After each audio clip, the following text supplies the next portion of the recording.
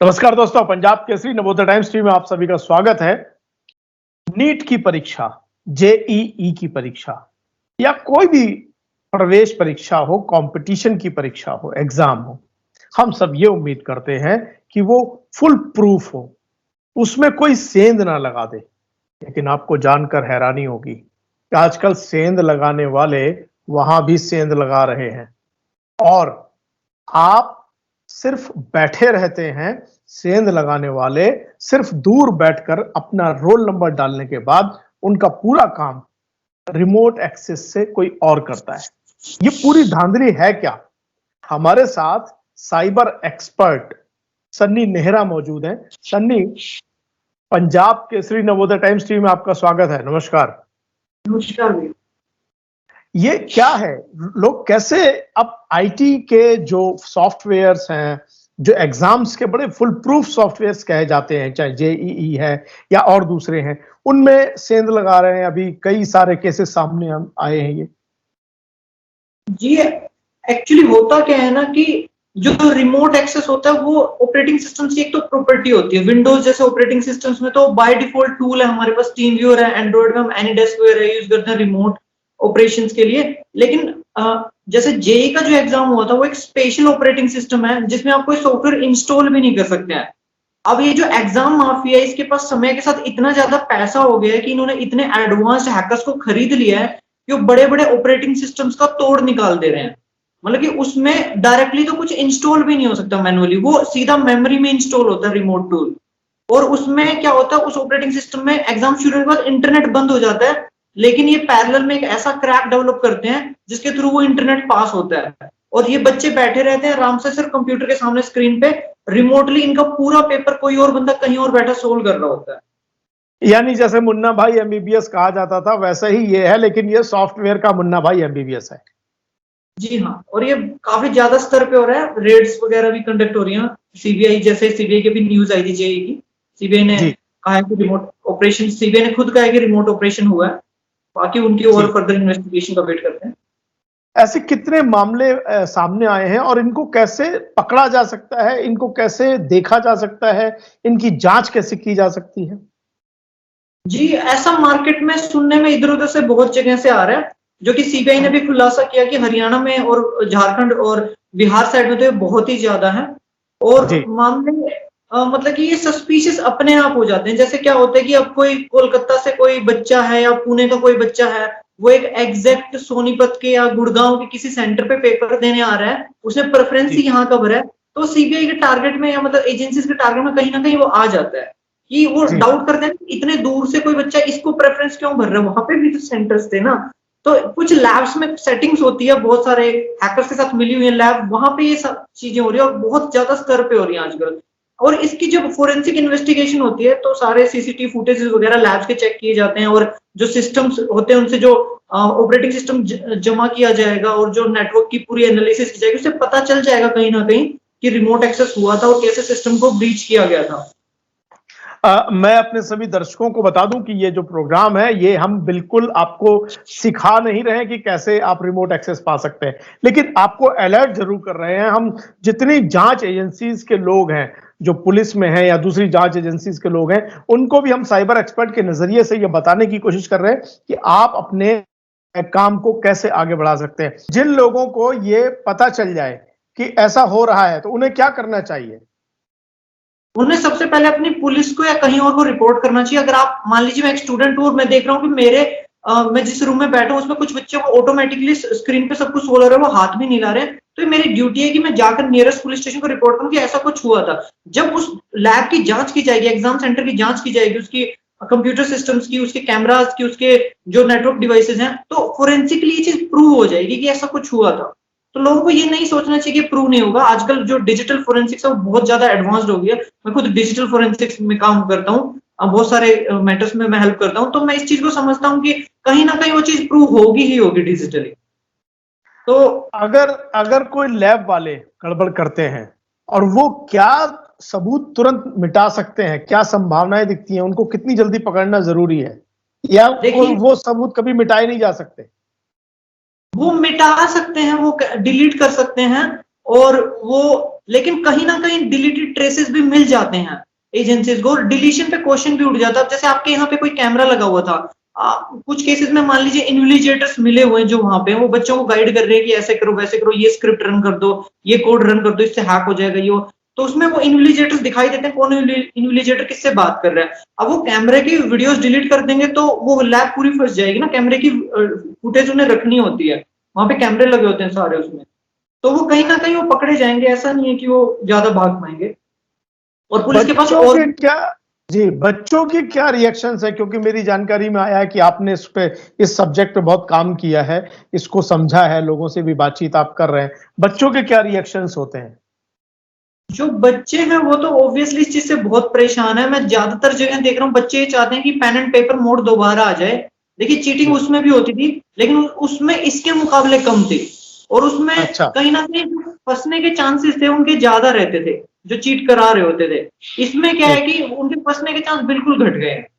सब बच्चा आराम से स्क्रीन पे बैठा है, स्क्रीन पे सब कुछ रिमोटली अपने आप सोल्व हो रहा है। आप बहुत बड़ी बात कह रहे हैं। ऑनलाइन जो मामले हैं वो इतने बढ़ गए हैं कि बच्चे चाहते हैं कि पेन पेपर मोड आ जाए।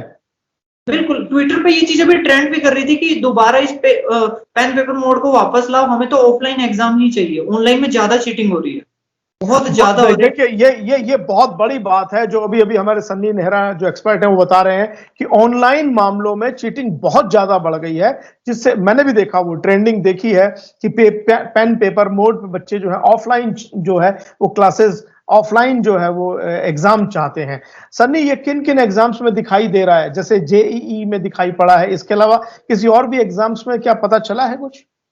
जी एग्जाम में मेरे अकॉर्डिंग तो बहुत सारे एग्जाम्स हुए, लेकिन वही ना, वो तो इन्वेस्टिगेशन एजेंसीज का काम है ये चीज कहना कि जी जो विद प्रूफ की आपने सुना हो या आपने कभी ट्विटर पे या दूसरे साइबर सर्कल में? मेरा मानना है एसएससी के ज्यादातर एग्जाम्स में और सेंट्रल एग्जाम्स में बहुत ज्यादा हो रहा है, क्योंकि सेंट्रल एग्जाम्स, एसएससी के एग्जाम, यूनिवर्सिटीज के एडमिशन एग्जाम्स, इनमें बहुत ही ज्यादा लार्ज स्केल पे सब चल रहा है।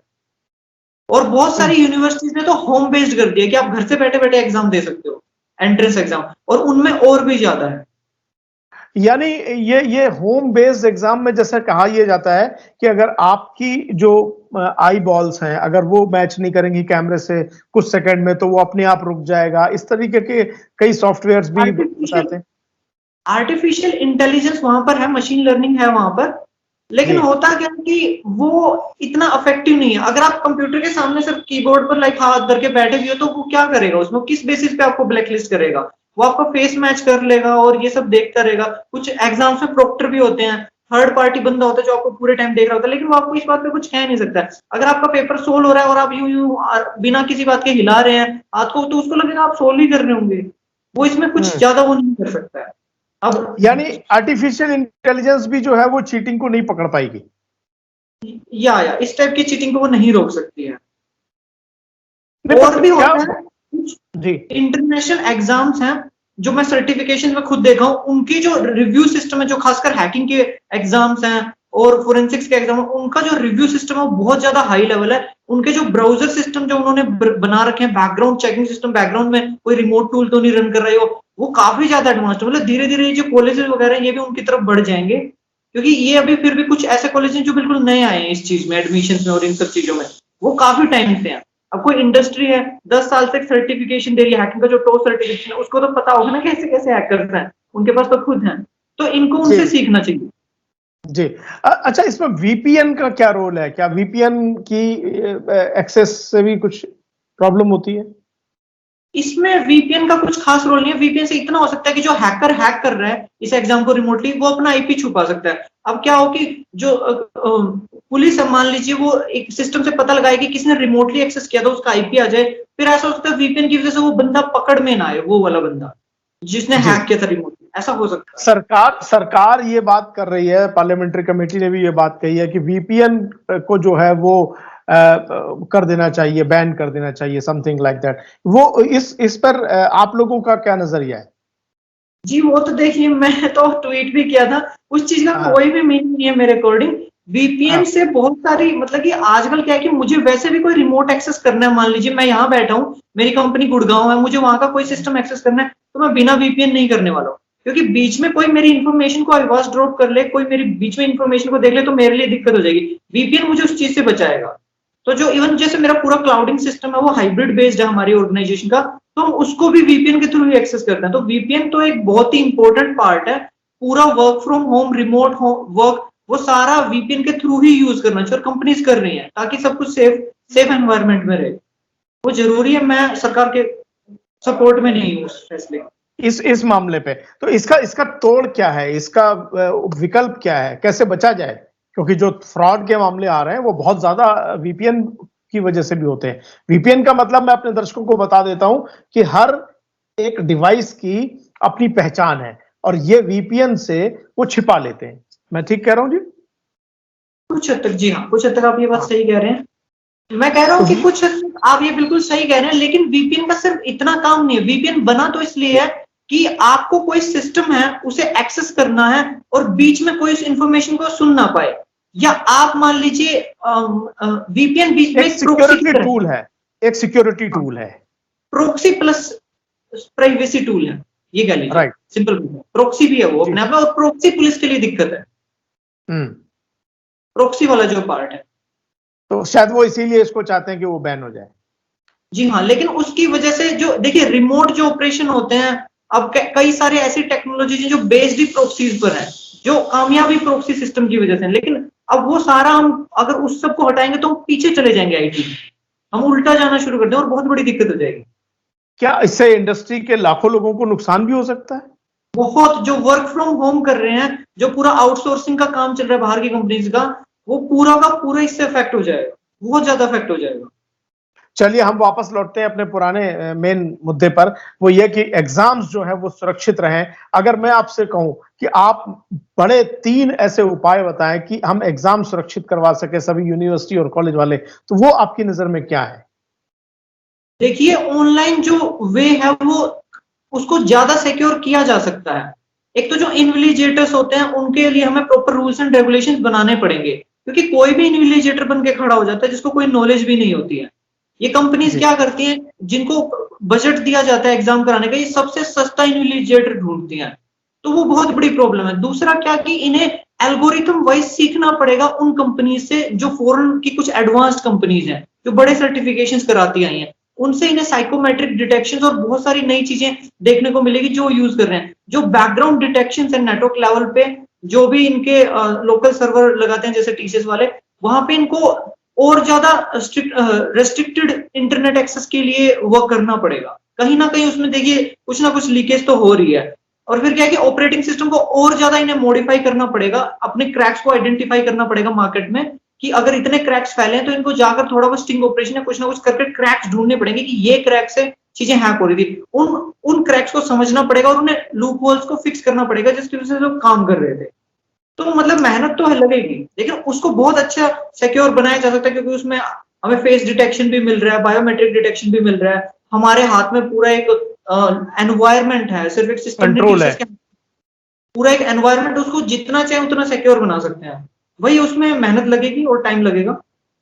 और जी, लेकिन कम से कम फ्यूचर तो सेफ होगा। ये जो अभी बीच में मुन्ना भाई एमबीबीएस आ गए हैं, साइबर के मुन्ना भाई एमबीबीएस, इनसे बचा जा सकेगा। सन्नी नेहरा, आप पंजाब केसरी और नवोदय टाइम्स के साथ जुड़े, आपका बहुत बहुत धन्यवाद। हम ये उम्मीद करते हैं कि अगले जो भी एग्जाम्स होंगे वो सुरक्षित होंगे। नमस्कार।